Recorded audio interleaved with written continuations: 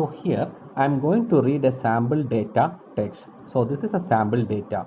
This 100 apple, 200 orange, 300 banana. I have saved in the same location where I am going to write the Python module, that is sample underscore data dot text. So this is the blank program. So I am going to read the file. So this is a sample file. I'm just declaring this sample data dot text. Now the next step is I need to open this file.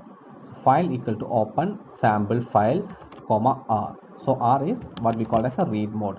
Next I have to read the file which I have opened. So for that I have a statement as read lines. So what this read lines do is, read lines method returns a list containing each line in the file as a list item. To know the property of the read file or what type it is, we have to give type of read file. So now I am going to execute this one.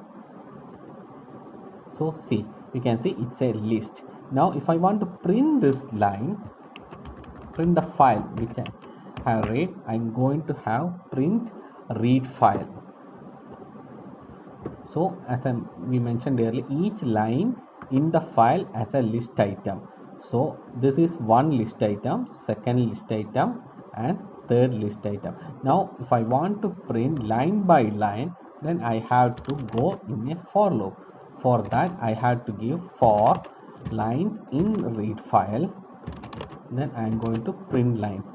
So here when I execute this, you can see that this has been printed. So there is an additional space coming. So to remove that, we have to lines dot strip, writes a strip.